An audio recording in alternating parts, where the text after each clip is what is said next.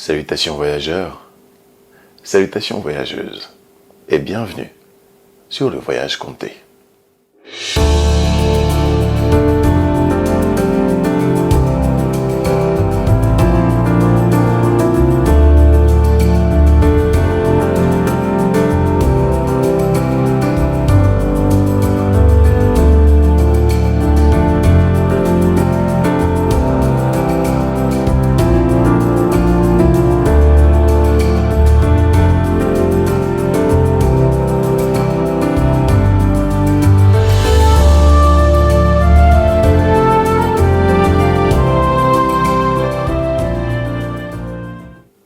Bienvenue sur la chaîne qui vous fait explorer la culture noire à travers les contes, histoires, épopées et légendes.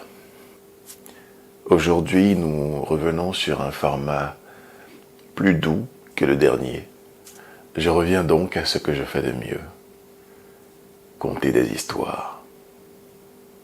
Alors aujourd'hui, nous retournons comme prévu, dans la douceur, pour une très courte histoire, l'histoire du mardi. Alors, celle-là spécialement, je vous le dis dès maintenant, vous pouvez la faire écouter à vos enfants parce que, eh bien, vous allez vous en rendre compte par vous-même. Le conte du jour, l'escargot, la tortue et l'épervier. La biodiversité offerte par la luxuriante forêt équatoriale du Mayombe a souvent donné lieu à des rencontres et des joutes oratoires mettant en scène des acteurs inattendus. Ce sont des histoires qui ont alimenté l'imaginaire traditionnel et ancestral.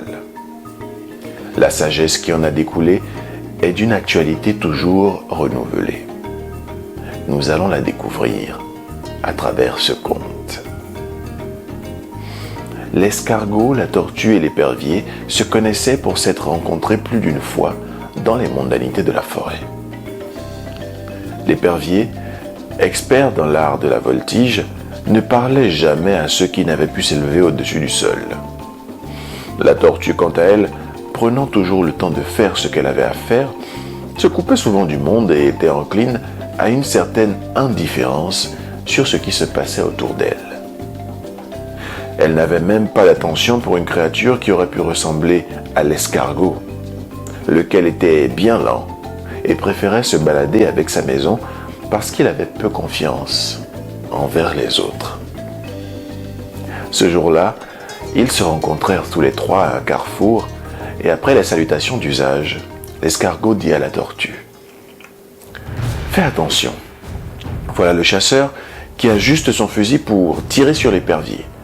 Secoue donc l'arbre pour qu'il s'envole afin qu'il ne soit pas tué. »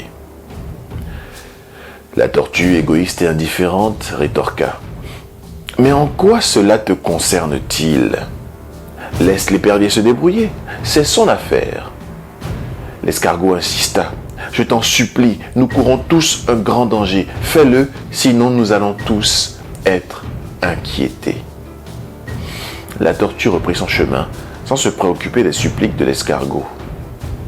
Le chasseur pouvait ainsi continuer tranquillement sa manœuvre. Il ajusta et tira sur l'épervier qui tomba au pied d'un arbre, non loin de là où il se trouvait. L'escargot était effrayé tandis que la tortue à son rythme poursuivait son chemin. Le chasseur se précipita pour ramasser l'épervier et là, en se baissant, devant ses yeux, il aperçut la tortue. « À la bonne heure, mais c'est mon jour de chance !» s'écria-t-il. En ramassant la tortue, le chasseur s'exclama : « Oh, la bonne chair de tortue, je vais me régaler et mon épouse qui adore cela aussi. » En se relevant, son attention fut attirée par un point sur la racine d'une mangrove. Il reconnut le bel escargot, bien immobile. Sans trop perdre de temps, il se baissa pour le ramasser et le mit dans sa besace. Le chasseur était ravi de sa chasse. Dans le sac, l'escargot retrouva la tortue à qui il fit le reproche suivant. « Tu vois maintenant, Si tu m'avais écouté, l'épervier serait en vie et nous deux, nous ne serions pas là. À présent, notre destin est scellé. Voilà comment ce qui avait initialement été perçu comme le malheur d'un seul individu est devenu un drame collectif. À bon entendeur, salut.